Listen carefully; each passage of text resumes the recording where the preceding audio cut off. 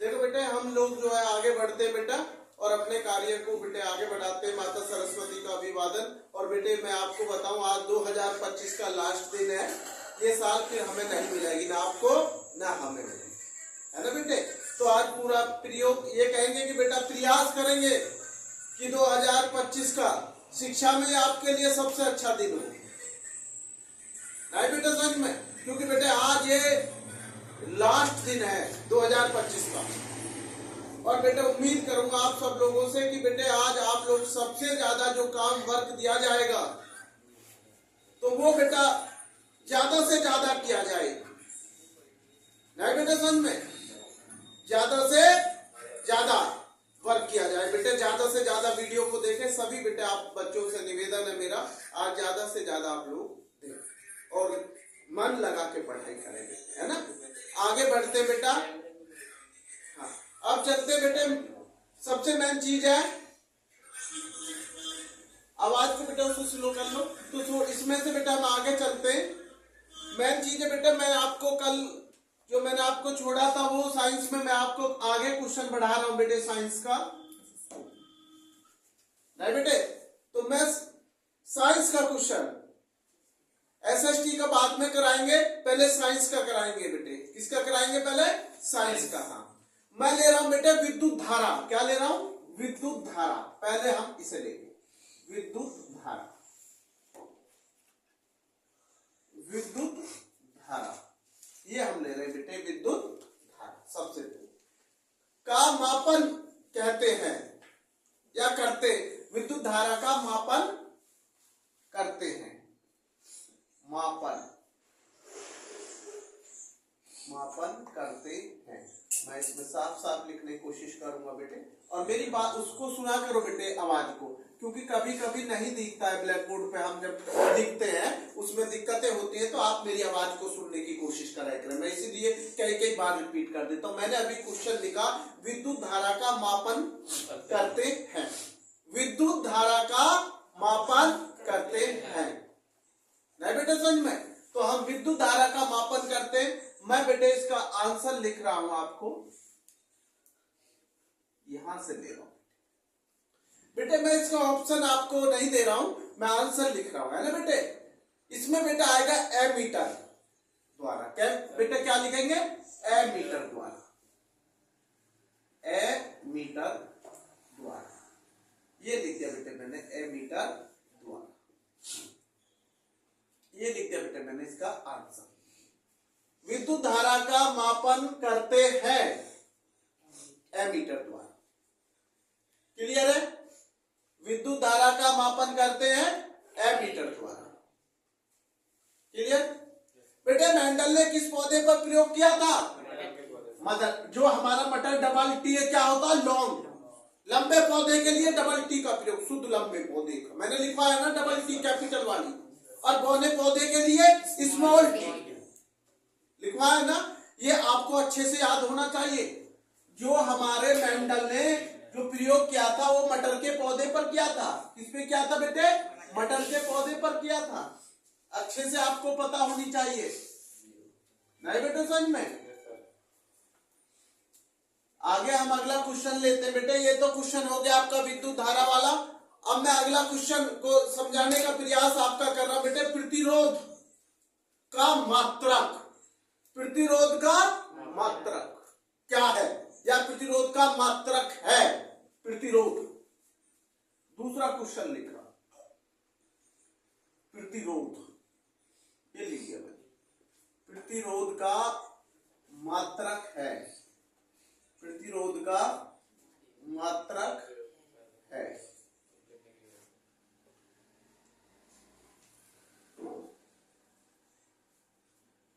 सही बात नहीं ना बेटे वैसे? Yes sir. हाँ, प्रतिरोध का मात्रक है ओम। क्या है? ओम। ये लिख दिया बेटे मैंने आंसर, ओम। ओम। प्रतिरोध का मात्रक क्या है? ओम। ये इसका आंसर हो गया बेटे, प्रतिरोध। आगे चले बेटे। विद्युत धारा का एसआई मात्रक है। क्या बेटे? विद्युत धारा का विद्युत धारा का एसआई मात्रक है,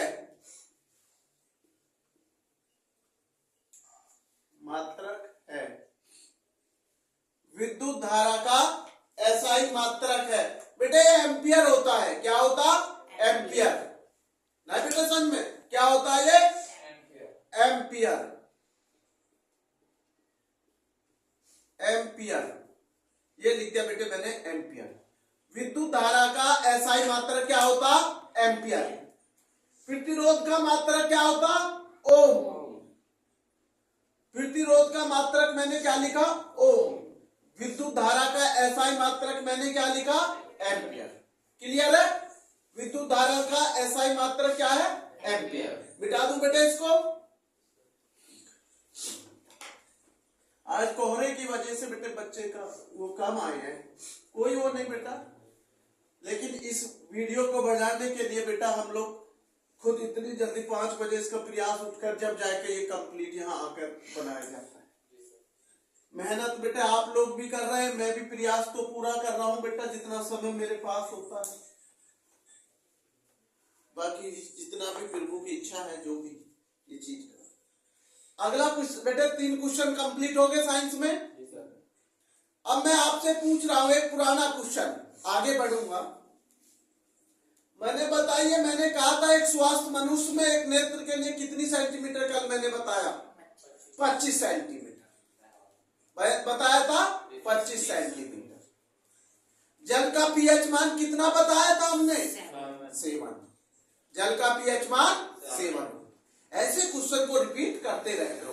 अब मैं बता रहा हूं किलोवाट घंटा मात्रक है, किलोवाट घंटा, ये लिख रहा हूं किलोवाट घंटा, किलोवाट घंटा मात्रक है।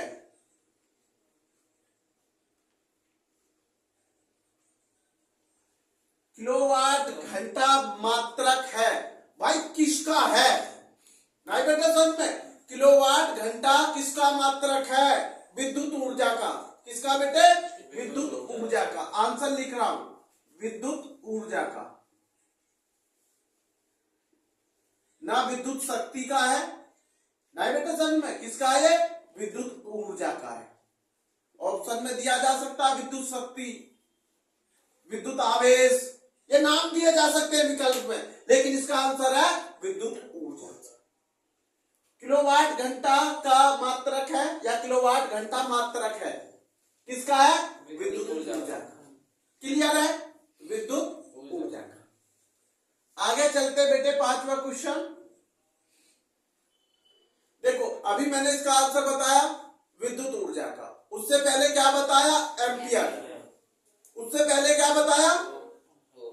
ओम। समझ गए ना? और सबसे पहले क्या बताया? एमीटर।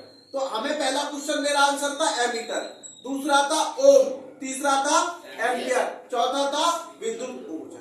5वां क्वेश्चन मैं लिख रहा हूं, सुन लीजिए। अत्यधिक उच्च प्रतिरोध, अत्यधिक अत्यधिक अत्यधिक उच्च प्रतिरोध, उच्च प्रतिरोध। क्वेश्चन कई बार पेपर में रिपीट हुआ बोर्ड क्लास में, अच्छे से समझ लेना। अत्यधिक कभी कभी दिखाई देने में दिक्कत होता है, तो बेटा आवाज को कैच करा करो। अत्यधिक उच्च प्रतिरोध वाला पदार्थ कहलाता है, वाला पदार्थ कहलाता है, वाला पदार्थ कहलाता है,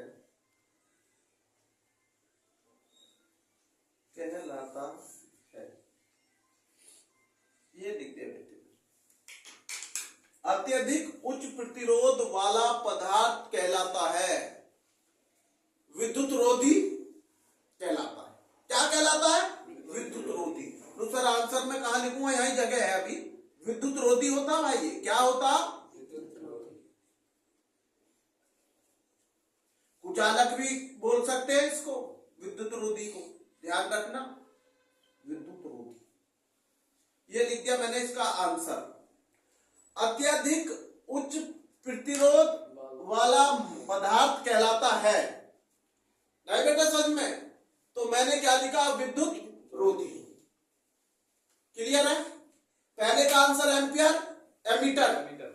दूसरे का ओम, तीसरे का विद्युत ऊर्जा, चौथे का, और पांचवे का विद्युत ऊर्जा।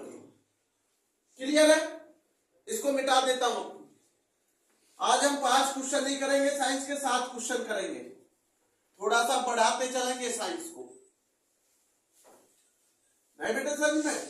क्योंकि जितना आप बढ़ाएंगे साइंस को उतना आप मजबूत होंगे। और आज हिंदी को भी थोड़ा ज्यादा लेने का प्रयास करेंगे।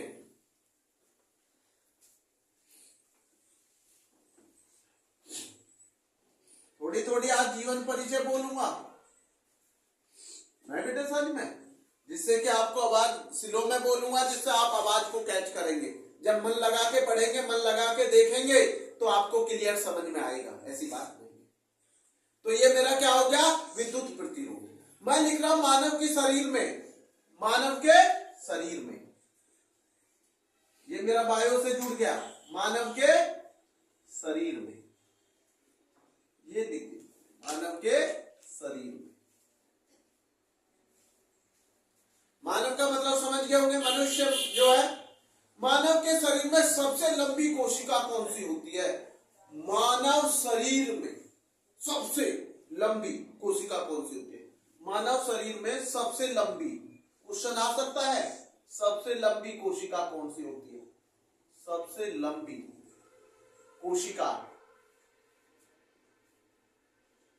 कोशिका, कोशिका।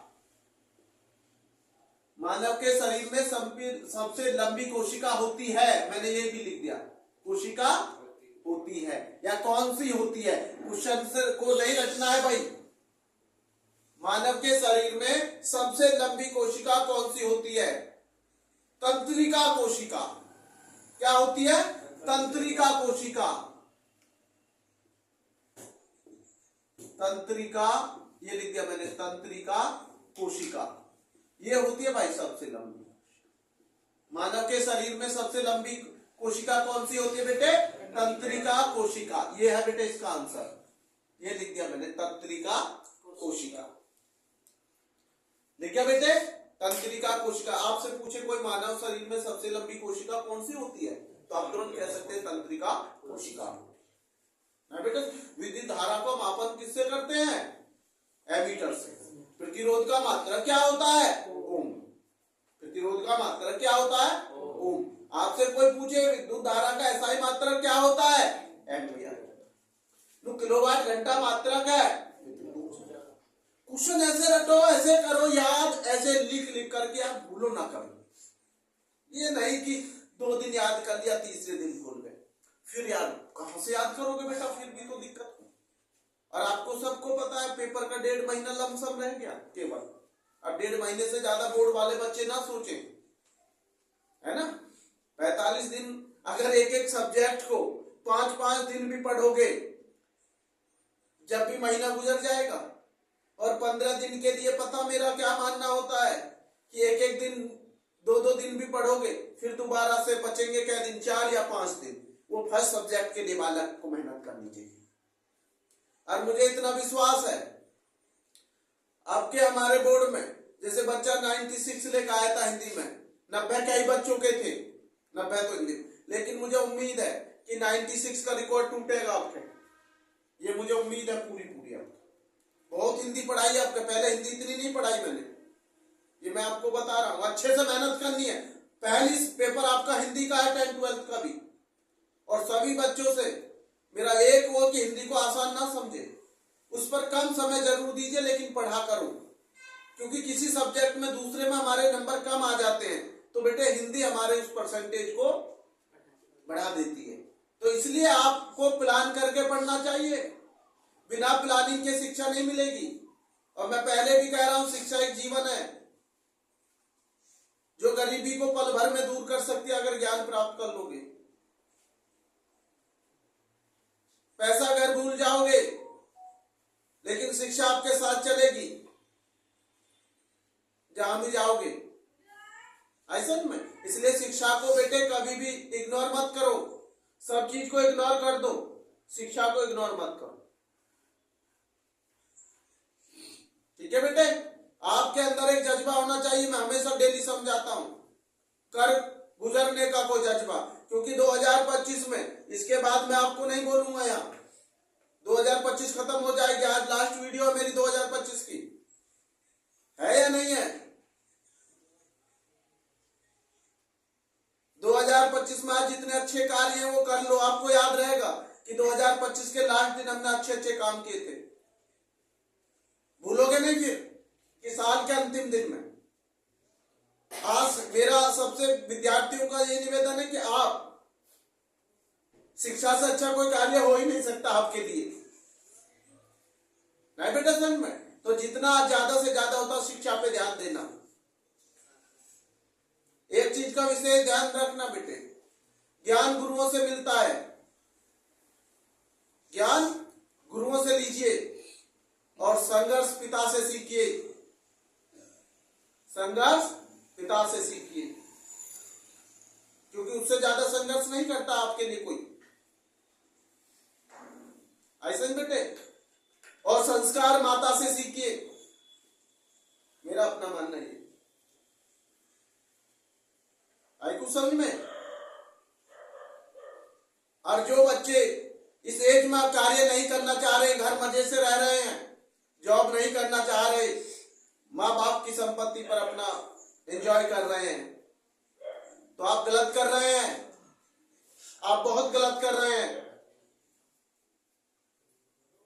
प्रयास कीजिए, चाहे कोई कम मेहनत कर रहा कोई ज्यादा, लेकिन मेहनत करनी चाहिए, नहीं तो आपका शरीर आलकस से भर जाएगा। जो आपने शिक्षा प्राप्त की है उसका भी कोई फायदा नहीं है। शिक्षा भी जब भी हमें रिजल्ट देती है जब हम उसका प्रयोग करते हैं। ये नहीं आपने डिग्री ले ली और डिग्री लेकर आपने कह दिया जी मैंने ये कर लिया, मैंने वो कर लिया। कोई नहीं पूछता डिग्रियों को, डिग्रियां जब पूछी जाती है जब आप सफल हो। नहीं समझ में? तो ये जज्बा होना चाहिए 2025 के। मैंने कहा था ना मैं प्रयास करूंगा आपको। आज मुझे ये वादा कीजिए आप कि गुरुजी हम पूरी साल जो 2025 हुई है, जो आज लास्ट दिन है, उसमें पहले दिन से 364 दिन या 365 दिन जो भी रहे उनसे ज्यादा आज पढ़ेंगे। ये मेरे से वादा कीजिए, पक्का वादा है। आवाज कम आई है, आवाज तेज आनी चाहिए, है ये वादा? उम्मीद करता हूं कि आप लोग ये मेरी बात को जरूर मानेंगे, नहीं बेटे समझ में? अब मैं अगला क्वेश्चन पे चल रहा हूं। ये आपको समझ में आ गया? मानव के शरीर में सबसे लंबी कोशिका कौन सी होती है? तंत्रिका कोशिका। एक क्वेश्चन मैं लिख रहा हूं आपके लिए, लोहे पर जंग लगना। लोहे पर जंग लग जाता है नहीं लग जाता? मैं लिख दे रहा हूं, लोहे पर जो जंग लगता है, सबसे बड़ी बात है क्यों लगता है। पहली बात तो ये भाई नमी के कारण जंग लगेगा। लोहे पर जंग, देखते ना जंग वो लाल लाल सा हो जाता है। जो नया लोहा जो होता है उसे एक दिन बाहर रख दीजिए, जंग लग जाएगा आपको। नमी, ओस, पानी, कई कारणों से ये जंग लग जाता है। लोहे पर जंग लगना किस प्रकार की अभिक्रिया है? लोहे पर जंग लगना, लोहे पर जंग लगना किस प्रकार की अभिक्रिया है? ये लिख दिया मैंने, किस प्रकार की अभिक्रिया है? प्रकार की अभिक्रिया है। क्वेश्चन अच्छा है बेटे, अभिक्रिया है। लोहे पर जंग लगना किस प्रकार की अभिक्रिया है? लोहे पर जंग लगना किस प्रकार की अभिक्रिया है? देखो बेटे, आपको ये तो पता जंग कैसे लगता है, नमी के कारण कैसे, लेकिन अभिक्रिया कौन सी है? देखो बेटे, आंसर यहां लिख दूं, संचारण। ये लिख दिया बेटे, ये स है, ऊपर अंक की बिंदी 6 आर में, संचारण। या इसे रेडॉक्स भी बोलते हैं। क्या बोलते हैं इसे? रेडॉक्स भी बोलते हैं। कभी आप संचारण ना के इसको रेडॉक्स भी बोलते हैं, नहीं बेटे समझ में? मैं यहाँ पे भी इसको समझा रहा हूं, इसको बेटे ध्यान रखना। इसको रेडॉक्स अभिक्रिया भी बोलते हैं, संचारण अभिक्रिया या आवाज सुनने की कोशिश पूरा करा करो कि पहले लिखा मत करो, पहले क्लियर समझ लिया करो। संचारण अभिक्रिया भी हो सकती है, रेडॉक्स भी हो सकती है। नहीं बेटा आप भी समझ में? हाँ, ये मैंने लिख दिया है आपके लिए। नहीं बेटा समझ में? ये रहा, इसको भी यही बात एक ही है, ये लिख दिया मैंने। समझ गए? लोहे पर जंग की अभिक्रिया क्या लगने की? संचारण अभिक्रिया या ये लिख दिया मैंने, या रेडॉक्स अभिक्रिया। क्लियर है? 7 क्वेश्चन हो गए। मैं लास्ट आपसे पूछ रहा हूं, मुजबानी कोपिका कहाँ पाई जाती है? गुरुजी आप इसे रोज पूछते हैं, मुझे उम्मीद है क्वेश्चन आ सकता है। कोपिका किस कहाँ पाई जाती है? फेफड़ों में। किसके फेफड़ों में पाई जाती है? गाय, भैंस, मनुष्य। क्या करती है? ऑक्सीजन को लेती है हवा के माध्यम से और कार्बन डाइऑक्साइड को छोड़ती है ना? बहुत बढ़िया। तो ये आपको पता होना चाहिए। हमारे मुंह में कितने दांत माने जाते हैं? 32 है ना? ये चीज आपको पता होनी चाहिए। भोजन का पाचन करने का मुख्य कार्य सबसे शुरू कहां से होता? शुरू से, प्रारंभ, मुंह से। मुख ऐसा में। तो ये आपको सारे क्वेश्चन पता होने चाहिए जितने मैंने लिखवाए अभी तक साइंस के। किसी दिन भी सुन सकता हूं। आगे चलते हैं बेटे। अब हम आगे बेटे आपका थोड़ा एसएसटी पर। किस पे बेटे? एसएसटी पे लेंगे। मैथ और हिंदी को थोड़ा बाद में लेंगे। छुट्टी सब स्कूलों की चली रही है, आपको पता ही है ये चीजें। छुट्टी का फायदा उठाइए, ये नहीं कि आप रजाई में पड़े रहें। रजाई में नहीं पढ़ना है, टेबल पर बैठ के कम्बल ओढ़कर आपको किताब पढ़नी है।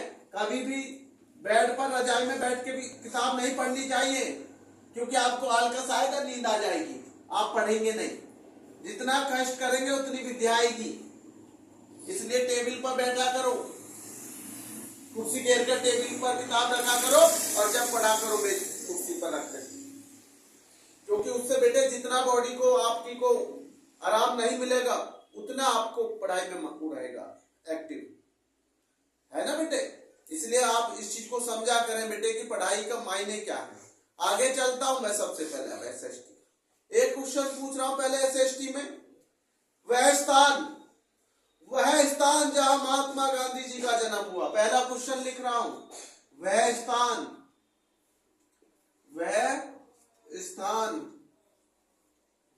जहां, ये मैप में भी आ जाता बनने को।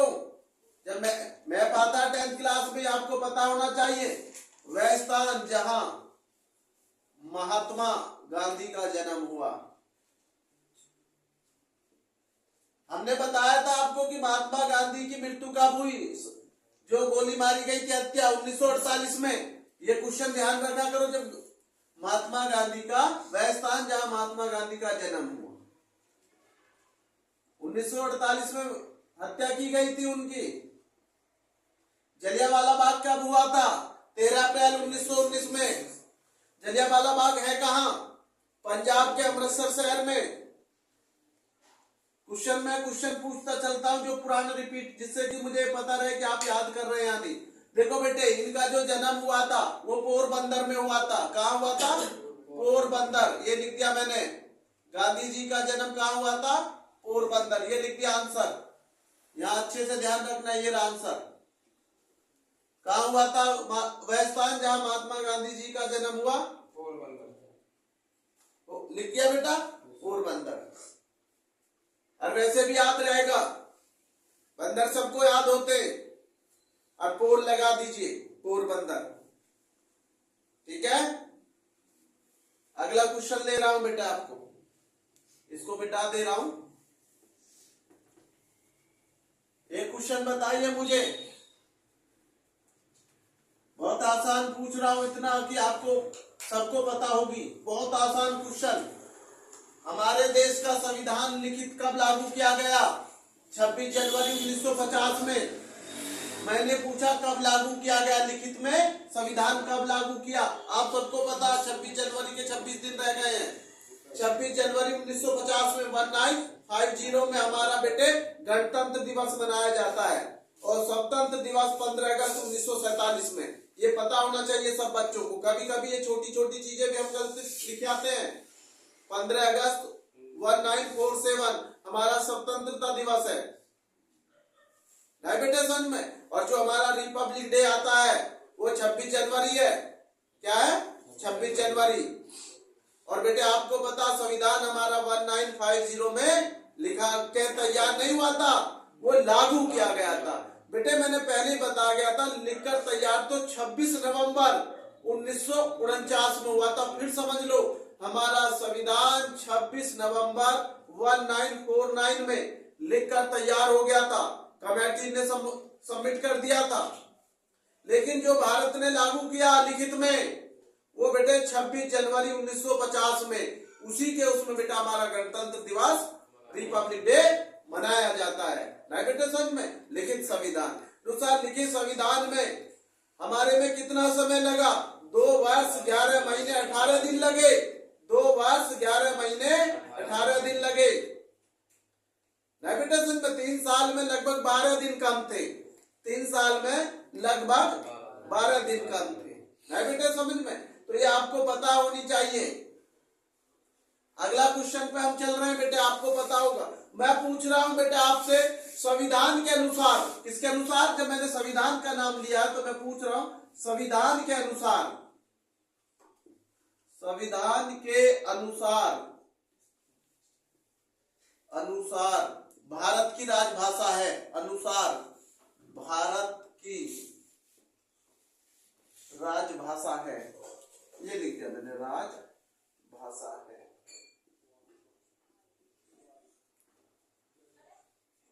संविधान के अनुसार, किसके अनुसार पूछे बेटे मैंने? संविधान के अनुसार, किसके अनुसार? संविधान के अनुसार भारत की राजभाषा है। मैं आंसर लिख दे रहा हूं आपको, हिंदी। क्या है? हिंदी है बेटे, ये लिख दिया बेटे मैंने, हिंदी। आंसर दे दिया मैंने आपको, अच्छे से उतार लीजिए। संविधान के अनुसार भारत की राजभाषा क्या है बेटे? हिंदी।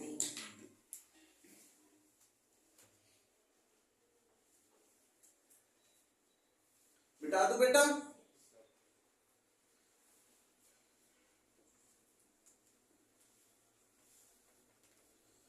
अगला क्वेश्चन मैं लिख रहा हूं, इसमें ऑप्शन भी मुझे देने पड़ेंगे आपको। जब निम्नलिखित आ जाती है तो ऑप्शन का जरूर ध्यान रखना चाहिए। निम्नलिखित में से क्वेश्चन लिख रहा हूं बेटे, निम्नलिखित में से, निम्नलिखित में से, निम्नलिखित में से कौन सा राज्य विषय का सूची नहीं है? निम्नलिखित में से क्या राज्य सूची का विषय नहीं है? क्या निम्नलिखित में से क्या राज्य सूची का विषय नहीं है? सूची का विषय नहीं है। क्वेश्चन अच्छा है, विषय नहीं है, ये लिख रहा हूं मैं, अच्छे से समझना, समझाऊंगा पहले। निम्नलिखित में से मैं ऑप्शन दूंगा आपको, क्या दूंगा बेटे? ऑप्शन। निम्नलिखित में से क्या राज्य सूची का विषय नहीं है? में से क्या राज्य सूची का विषय नहीं है? लिख दिया मैंने। अब मैं ऑप्शन में आपको दे रहा हूं, आप option A, option B, option C और ऑप्शन डी, ये लिख दिया मैंने। निम्नलिखित में से क्या राज्य सूची का विषय नहीं है? तो सर ऑप्शन में क्या देंगे?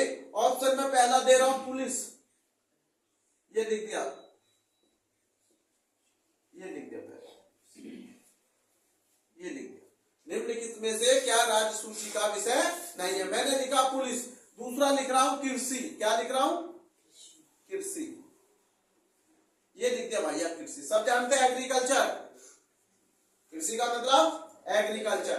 तीसरा लिख रहा हूं सिंचाई, जब खेती होगी तो सिंचाई भी होगी, बिना सिंचाई के कोई खेती नहीं हो पाती है। पहला ऑप्शन क्या लिखा मैंने बताइए? पुलिस। दूसरा ऑप्शन क्या लिखा? तीसरा ऑप्शन क्या लिखा? अब लिख रहा हूं मुद्रा, क्या लिख रहा हूं? मुद्रा, ये लिख दिया भाई मैंने मुद्रा। मुद्रा का मतलब पैसा, क्या लिख दिया मैंने? मुद्रा। ये है भाई इसका आंसर, ये राजसूची का विषय नहीं है, ये राजसूची के विषय में नहीं आती मुद्रा। कभी आप ये सोच रहे हो, राजसूची का विषय नहीं है मुद्रा। पुलिस राजसूची का विषय है, जो है सिंचाई भी है, कृषि भी है, मुद्रा नहीं। नहीं बेटे, समझ में आपसे कोई पूछे निम्नलिखित में से क्या राजसूची का विषय नहीं है, तो आप कहेंगे मुद्रा नहीं है। कृषि भी है, पुलिस भी है, सिंचाई भी है। क्लियर है? चलते हैं अगला क्वेश्चन। चोरी चोरा कांड कब हुआ? 1922 में हुआ था चोरी चोरा कांड। कहां हुआ था भाई? गोरखपुर में। भैया गोरखपुर यूपी में है, ये ध्यान रखना। गोरखपुर कहाँ है? यूपी, उत्तर प्रदेश। और उत्तर प्रदेश में आपको पता है, हमने आपको बताया 75 जिले होते हैं, एक दिन आपको बताया 75 जिले होते हैं। हमने दूसरा बताया एमपी। क्या बताया? एमपी में 55 होते हैं। हमने एक बार यूएमआर लिखा था। क्या लिखा था? यूएमआर। हमने कहा था यूएमआर का मतलब है हमारा यूपी में पहला नंबर जिले में 75, दूसरे नंबर पर है एमपी, एम 55 जिले हैं। और भैया हमने राजस्थान में 41 जिले बताए थे, 41। तो ये फर्स्ट सेकंड थर्ड नंबर पर आते हैं, ये स्टेट जिले के नंबर पर। पहले पे यू है, दूसरे पे एम है और तीसरे पर आर है। ऐसा में तो इसलिए ये यूएमआर हो गया हमारे उसमें। ओएमआर नहीं है, ओमार सीट का भी ओमार समझ रहे, यूएमआर है हमारा। यूएमआर का मतलब यूपी, एम का मतलब एमपी और आर का मतलब राजस्थान। 755541 एक फोन नंबर हो गया ये। 75 से नंबर भी होते हैं, 755541। फोन नंबर तो बहुत जल्दी याद हो जाते हैं, क्यों भाई? तो इसलिए जो है 755541, तो ये आप ऐसे याद कर लीजिए। मोबाइल नंबर ही समझ लिए, नहीं बेटा समझ में? इसलिए आगे चलते हैं भाई। अब क्वेश्चन आपका मैं जो पूछना चाह रहा हूं आपको, लोकतंत्र। क्या पूछना चाह रहा हूं? लोकतंत्र। ये लिख रहा हूं लोकतंत्र। सबको पता है भाई लोकतंत्र का है। लोकतंत्र में शक्ति का साधन क्या है?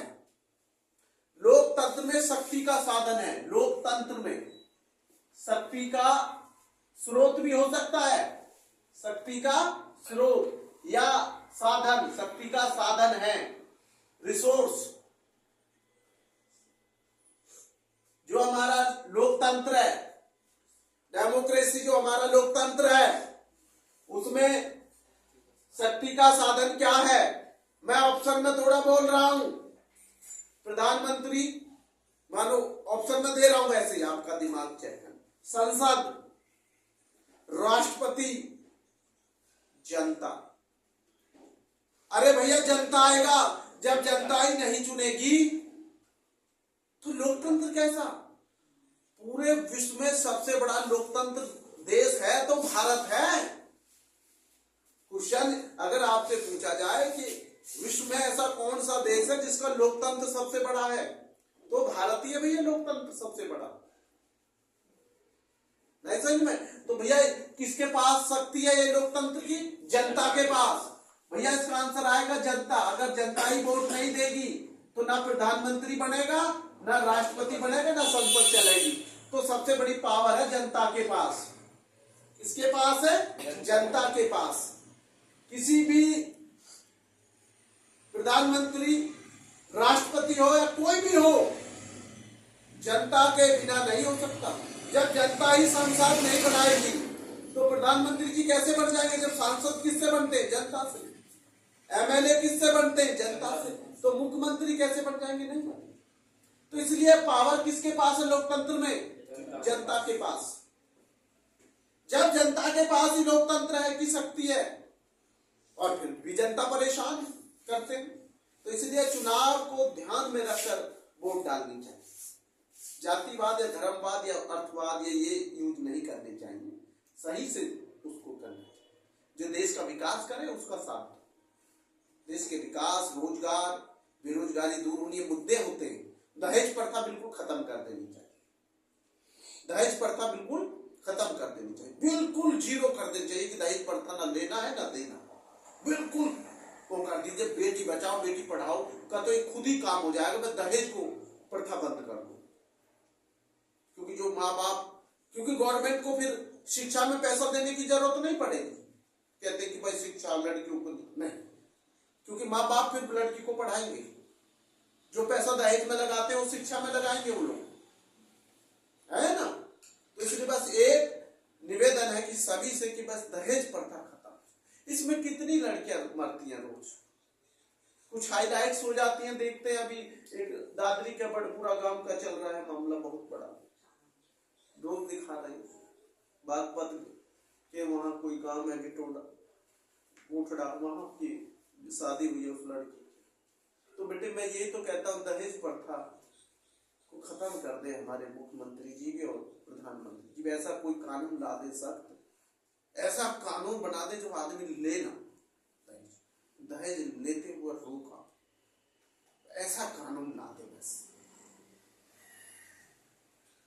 और हमारे देश के प्रधानमंत्री मुख्यमंत्री में ये पावर है, दोनों इस बात को समझते हैं कि ये दहेज प्रथा का अभिशाप है।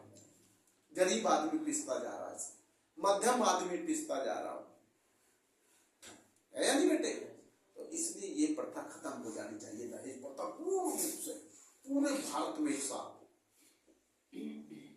तो बेटी बचाओ बेटी पढ़ जाएगी, फिर ये नारा सफल हो जाएगा, बेटी बचाओ बेटी पढ़ाओ या बेटी पढ़ाओ बेटी बचाओ।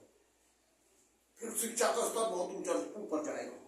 कहते हैं ना शिक्षा का स्तर नीचा हमारे देश में बहुत ऊपर जाएगा, क्योंकि जो माँ बाप 5,000 रुपए भी कमाता ना वो भी अपने बच्ची को पढ़ाएगा। तो उसको पता है मुझे 1,000 रुपए बच्ची के लिए नहीं जोड़ना, मुझे शिक्षा में लगाना है, तो बेटी पढ़ जाएगी। बेटी को आजादी दो, फ्रीडम, उस पर विश्वास करना सीखो। बेटी को कैद मत करो, बेटी को उड़ान भरने दो कैरियर की क्षेत्र।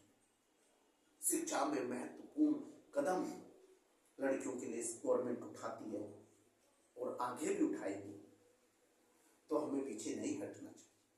आज भी कुछ गांव में, जो रूरल गांव है, जो पिछड़े गांव में आ रहे हैं बेटे, वहां शिक्षा के स्कूल के लिए दूर दूर जाना पड़ता है लड़की, है या नहीं बेटे।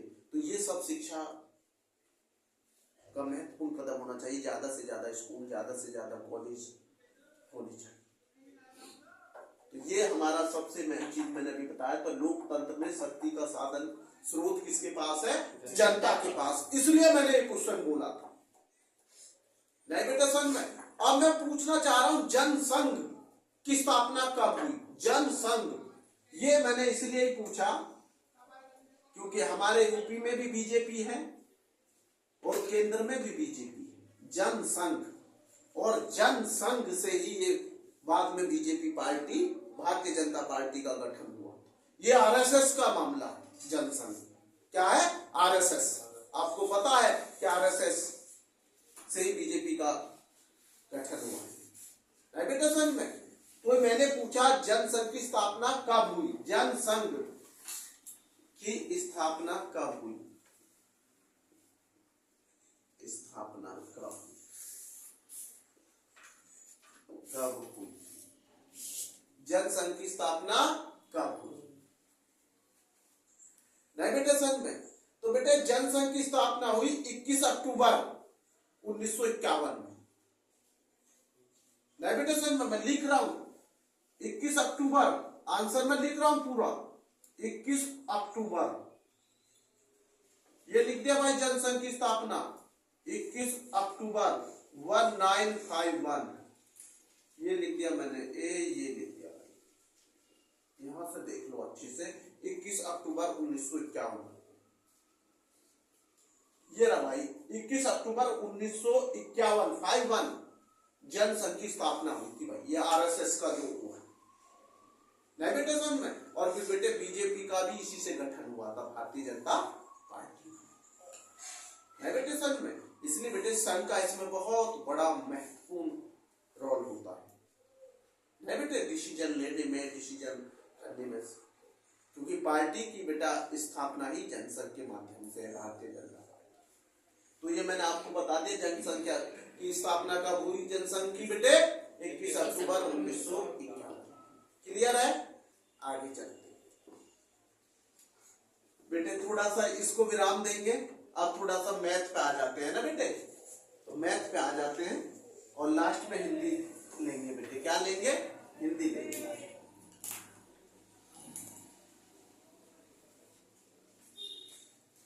या मैथ पे आ जाते हैं थोड़ा सा बेटा आप लोगों को। बेटे कल मैं प्रोबेबिलिटी आपको समझा रहा था। क्या समझा रहा था? प्रोबेबिलिटी। अच्छे से समझ। मैंने एक क्वेश्चन लिखा था गेंद वाला, है ना, मैं गेंद से आगे चल रहा हूं। मैं आपको आ रहा हूं लूडो पर। किस पे आ रहा हूं?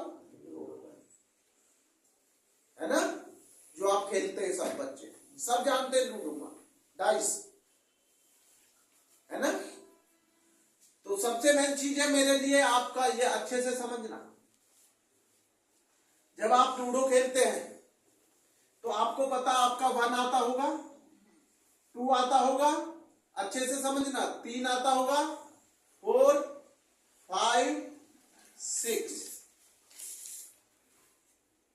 नेविगेशन में भाई या तो 1 आता होगा जब आप खेलते होंगे, या 2 आता होगा। 2 बिंदी रखी होती है, इसमें 3 बिंदी रखी होती है, इसमें 4, इसमें 5, इसमें 6 से ज्यादा भी होता क्या? अच्छे से जानते हो ना? बहुत बढ़िया। क्लियर है? 6 से ज्यादा तो नहीं है, बता दे। तो मैं आपसे पूछना चाह रहा हूं, समझना, इसमें सम अच्छे से और एक विषम अच्छे से समझना। आप कहना क्या चाह रहे हो? सम का मतलब इवन, क्या? और इसका मतलब ऑड। मैं दोनों लैंग्वेज में लिख रहा हूं जो आपको पता हो, सम और विषम। ये वो होती है जो 2 से कट जाता पूर्ण रूप से, और ये होती है जो 2 से पूर्ण रूप से नहीं कटती। अब इनमें से मैं आपको बताऊंगा 2 में इवन कौन कौन सी हो सकती है। 2 से 2 कट जाएगा, 4 कट जाएगा, 6 कट जाएगा। तो इसमें हमारी संख्या कौन सी आ गई? 2, 4, 6। देखो प्रयास पूरा कर रहा हूं आपको समझाने। समझ गए? इवन संख्या कौन सी होगी इसमें लूडो डाइस में? 2, 4, 6। अब मेरा है विषम, जिसको आप ऑड बोलते हैं, विषम संख्या। अब मेरी बची क्या? 1। एक तो ये बची 1, एक ये बची 3 और एक ये बची 5। तो भैया ये मैंने लिख लिया। ये समझना, मेरा क्वेश्चन यहीं से बन जाएगा आपके लिए। बहुत अच्छे से क्वेश्चन बनाऊंगा आपके लिए, घर के लिए भी और आपके दिमाग के लिए भी। तो बेटे 2, 4, 6 ये क्या है? इवन। बहुत बढ़िया, सम। और ये कौन सी है? विषम, जो 2 से नहीं पूर्ण रूप से कटती।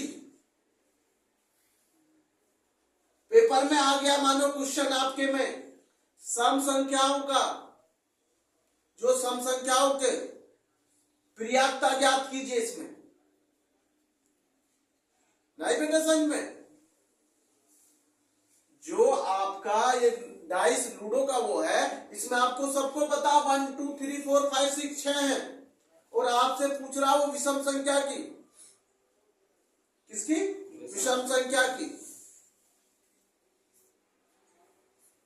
नहीं बेटा, समझ में? ये लूडो को क्या बोलते हैं हिंदी में? पासा। ये पता होना चाहिए आपको। जब पासे फेंकते हैं, वो महाभारत का नाम नहीं सुना? जो मामा सुखनी होते थे, वो पासा फेंको बांधे, तो वो सबको सब जीतते थे उसमें वो, क्योंकि वो बड़े माहिर थे इसमें, पासे फेंकने में, गोटी फेंकने में। याद आ रहा ना? इसलिए तो कहते हैं पढ़नी चाहिए सब चीज। महाभारत में वो बड़े इस कार्य में निपुण थे, उन्हीं से तो चला रहा, उसी से तो सीख रहे हो आप सब, है ना। तो वो दुर्योधन से कहते थे बांध के पांसा फेंकता हूं, देखा अभी जीतोगे। उस गोटी ऐसी फेंकते थे, जीत जाते थे। उसमें महारत हासिल क्यों नहीं? तभी तो कहता हूं, अगर आपका सारथी सुगनी जैसा व्यक्ति होगा तो मार खा जाओगे, और आपके सारथी भगवान श्री कृष्ण जैसा व्यक्ति होगा तो आपको डूबते हुए को भी बाहर निकाल लाएगा। यह आपने महाभारत में देखा होगा, सुगनी ने पूरी महाभारत में सब बर्बादी, ऐसा नहीं। तो यही कहते हैं कि बेटे सारथी अच्छा होना बहुत जरूरी है। अगर सारथी अच्छा नहीं है, चाहे वो रण हो, चाहे बेटा वो शिक्षा हो, चाहे वो परिवार हो, चाहे वो प्रदेश हो, चाहे वो राष्ट्र हो, सफल नहीं। इसलिए सारथी का होना सबसे महत्वपूर्ण होता है किसी भी चीज। तो ये समझ गए आप। जब मैंने पूछा कि पासे में सम संख्याओं की पर्याप्तता क्या आएगी, सम संख्याओं की पासे में, तो आप समझ लीजिए, मैं यहां लिख रहा हूं सम संख्याओं की पर्याप्तता 1 2 3। यहां मैंने 3 लिख दिया बाबूजी गिन के, 1 2, और मैंने देखा टोटल कितने पासे में, 1 2 3 4 5 6, ये लिख दिया मैंने 6। किसी को कोई दिक्कत? अब मैं इसे काट लू, 3 1 जा 3 और 3 2 जा 6। मेरा आंसर 1/2 आ गया। कितना आ गया? 1/2। तो आप समझ गए होंगे सम संख्याओं की पर्याप्तता कितनी आई पासे की, 1/2 आई। अब आपसे पूछना पासे की विषम संख्याओं की पर्याप्तता ज्ञात कीजिए, प्रोबेबिलिटी। अगर आपसे ऑड नंबर्स की प्रोबेबिलिटी पूछना बेटे, तो आपको पता ऑड नंबर कौन से, गिन लीजिए, 1 2 3, ये लिख दिया मैंने 3, और टोटल कितने हैं 6, तो ये भी कितना आ गया 1/2। आप देख लीजिए दोनों की सम भी वही स्थिति है, 1/2 प्रोबेबिलिटी, और विषम भी वही है, ऑड की भी वही है, इवन की भी वही है। अच्छे से समझिए, एक एक बारीकी समझाना, पेपर में कुछ भी आ जाए चैप्टर से रिलेटेड। मैं एक ही चीज कहता हूं, सवाल एक करो मगर ऐसा करो जो जीवन में ना भूलो। सवाल 1000 मत करो, 1000 करे आप जाते नहीं बाहर सब भूल गए, क्या सवाल किए, सोचने की बात नहीं है। सवाल एक करो लेकिन वो आप कभी ना भूलो, ऐसा सवाल होना। तो मैंने अभी कहा विषम, समझ गया 1/2। आप मुझको नहीं बता सकते हैं, अगर आपसे पेपर में विकल्प आ जाए कि विषम संख्याओं की पासों की संख्या कितनी होती है उसकी प्रोबेबिलिटी, तो आप लिख देंगे 1/2, विषम संख्याओं की 1/2। अब आपको सोचना नहीं है, 1/2 ऑप्शन में दे रखा है, तुरंत 1/2 लगा दीजिए, सम संख्या हो गया। विषम संख्याओं की पर्याप्तता पासे में 1/2 लगा। जैसे आपको देखो 1/2 से बड़ा रिश्ता है इस प्रोबेबिलिटी का, हेड में भी 1/2 लगता है जब एक सिक्का उछलता है, बताया हमने कल, और जब 10 आएगा वो भी 1/2 पे जाएगा। देखो सिक्का का मामला बड़ा अच्छी रास्ता है, 1/2 बहुत बार आता है, 1/2 1/2 1/4 और 1/3, ये बड़े माध्यम है प्रोबेबिलिटी में। क्या है? बहुत बड़ा माध्यम है इसका। आपसे पूछ लिया देखो मैं प्रैक्टिकली कि भाई 1 आने की प्रोबेबिलिटी कितनी है पासे में, तो 1 कितना है 1, तो 1/6 नहीं हो जाएगा भाई। आप देखिए 1 कितना है इसमें 1, तो मैंने 1 ऊपर लिख दिया, 1 की तो संख्या 1, और टोटल कितनी है। आपसे पूछ ले कि 1 आने की प्रोबेबिलिटी कितनी है पासे में, तो 1/6, क्योंकि उसमें 6 टाइप का वो है, 1 भी है, कहीं कहीं 2 भी है बिंदी है, कहीं 3 बिंदी भी है। तो मैं कैसे कह सकता हूं कि भाई मैं 50% 1 लाऊंगा, या कैसे कह सकता हूं कि 100% 1 लाऊंगा? नहीं भैया, 1/6 चांस है मेरे। जब 6 बच्चे बैठे हैं एक उसमें, तो आपके जीतने के चांस 1/6 है। आप ये नहीं कह सकते कि भाई तुम ही जीतोगे, नहीं भाई। जब 6 बच्चे बैठे एक प्रकार के, सभी एक से एक महारत हासिल है, तो उसमें आपके चांस 1/6 ही तो बनेंगे, अनु का मेरा 100 बनेंगे, नहीं भाई। समझ गए? अनु सर 2 की पूछ ले तो वो भी 1/6 ही है, 3 की पूछ ले वो भी 1/6 है, और 4 की पूछ ले वो भी 1/6, 5 की पूछे वो भी 1/6 है। तो एक ही एक संख्या ही तो इसका मतलब 1/6। और ये आप समझ गए समर विषम 1/2 1/2। मैंने पेपर में देखा है बदलते हुए, मैंने पेपर में सवाल को बदलते हुए देखा है। तो सर क्या बताना चाह रहे हैं आप, समझ लीजिए अच्छे से। मैंने देखा 4 से अधिक संख्याओं की पासे में प्रोबेबिलिटी ज्ञात कीजिए, 4 से अधिक। उसने सवाल लिख दिया कि पासे में 4 से अधिक संख्याओं की प्रयाक्ता ज्ञात कीजिए। 4 से अधिक कितनी है इसमें? 5 और 6 कितनी होगी? 2/6। काउंट कर लो, 1 4 से अधिक मोर देन 4। माने ये नहीं कहा 4 नहीं कहा उसने, 4 से अधिक 4 मोर देन। तो कितनी है 4 से अधिक? 5 और 6। तो मेरा आंसर क्या हो गया? 2 1 जा 2 और 2 3 जा 6। मैंने इसलिए तो कहा था कि 1/2 1/3 1/4 1/6 इनका बड़ा जज्बा है इनके अंदर, समझ गए? तो गुरुजी अब तो वो हमसे कुछ भी कह दे कि 2 से अधिक कितनी है, तो आप गिन लेंगे 1 2 3 4 4/6 कर देंगे, समझ गए? वो आपसे कह दे 1 से अधिक, तो हमारी गुरुजी 1 2 3 4 5, तो 5/6 कर लेंगे। आप इसमें आप अटकेंगे तो नहीं, तो पासे में इससे ज्यादा आपसे कुछ नहीं कहेगा, समझ गए?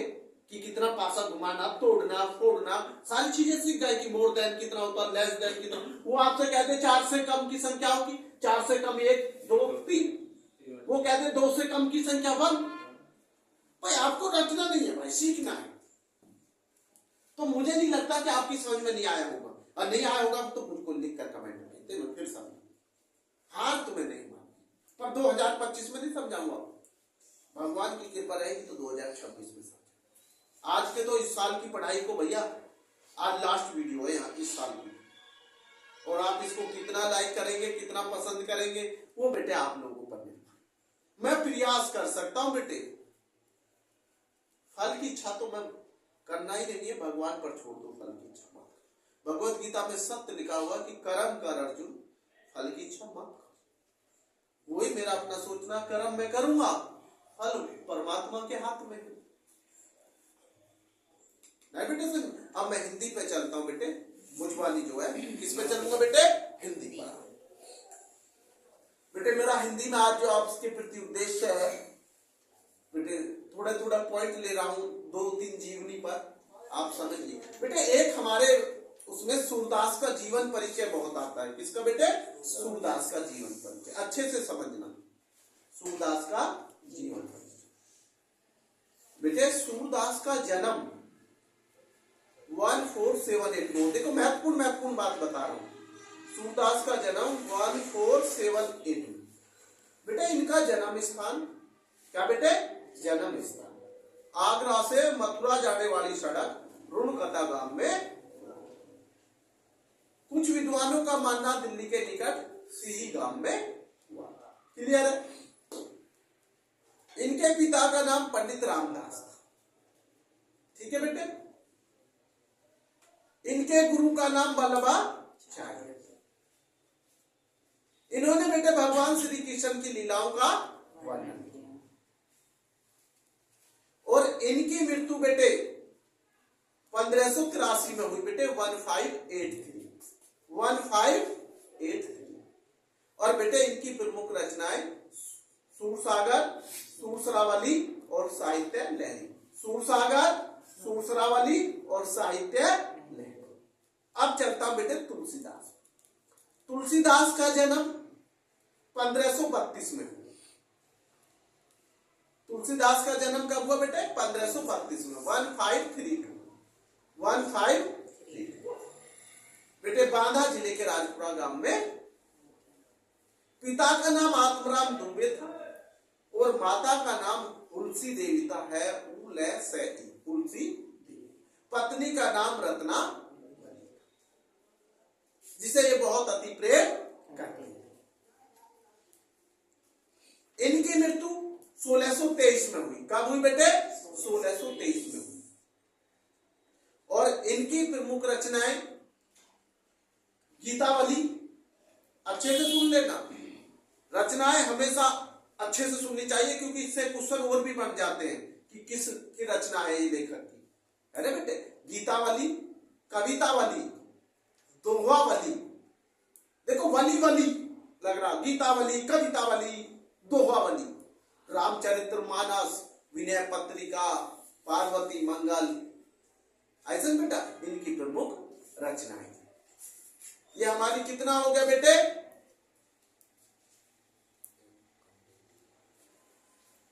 55 मिनट।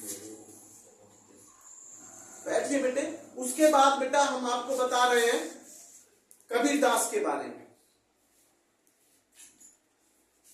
तो सबसे मेन मेरा आपके प्रति कबीरदास का जो जन्म हुआ था बेटे, अच्छे से आप समझना है, 1398 में हुआ। 1398 में कबीरदास का कहा हुआ बेटा? कबीरदास का कब हुआ था जन्म? 1398 काशी में हुआ था बेटे। कहां हुआ था?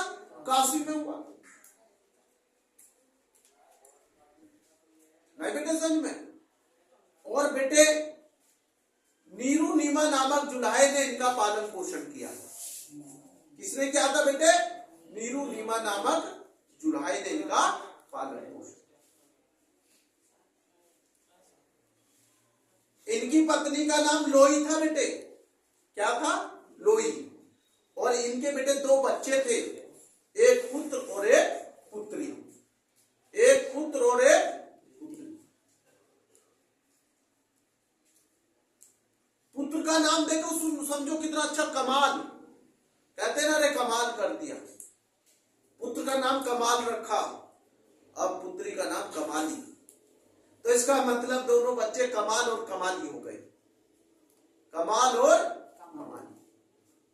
इनकी मृत्यु जानते हैं? इनकी मृत्यु कब हुई? इनकी मृत्यु हुई बेटे 1518 में। 1518 120 वर्ष जीवित रहे थे। कितने वर्ष? 120 वर्ष जीवित रहे थे कबीरदास जी। कितने रहे थे? 120 वर्ष जीवित रहे थे। 120 वर्ष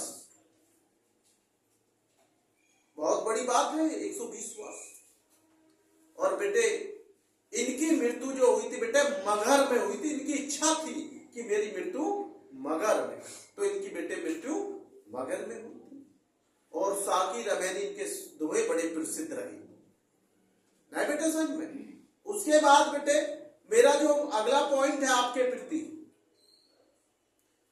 मैंने एक आपको बताया है रूपक अलंकार। क्या बताया बेटे? रूपक अलंकार। जहां उपमेय में उपमान का भेद रहित आरोप हो। जहां उपमेय में उपमान का भेद रहित आरोप हो, उसे रूपक अलंकार कहते हैं। जहां उपमेय में उपमान का भेद रहित आरोप हो, उसे बेटे रूपक अलंकार कहते हैं। जैसे चरण कमल बंदो हरि राही। चरण कमल बंदो हरि राही, ये हमारा बेटे इसका उदाहरण। एक हम आपको बेटा पहले भी बता चुके, दोहा छंद पेपर में आ जाता है। दोहा छंद। दोहा छंद में 4 चरण होते हैं। कितने चरण होते हैं? 4 चरण होते हैं। पहले और तीसरे, जैसे मैंने लिख दिया इधर से, पहले और तीसरे चरण में 13 मात्रा होती है। पहले और तीसरे चरण में कितनी मात्राएं होती हैं? 13 मात्राएं होती हैं। 13 मात्राएं होती हैं। और दूसरे चौथे चरण में 11 मात्राएं होती हैं। इसे दोहा छंद कहते हैं। दूसरा उदाहरण, राम नाम मणिदीप धरी। राम नाम मणिदीप धरी, जेहि देरी दीवार। राम नाम मणिदीप धरी, जेहि देरी दीवार। तुलसी भीतर बाहरियो, तुलसी भीतर बाहरियो, जो चाहे सी उजियार, जो चाहसी उजियार। नहीं बेटे समझ में? ये हमारा क्या था बेटे? 2 छंद। एक क्वेश्चन हम आप पर छोड़कर जा रहे हैं जो आप हमें आंसर बताएंगे। नहीं बेटे समझ में? हम हिंदी में एक क्वेश्चन आप पर छोड़ के जा रहे हैं। भारतेंदु हरिश्चंद्र का जन्म कब और कहां हुआ?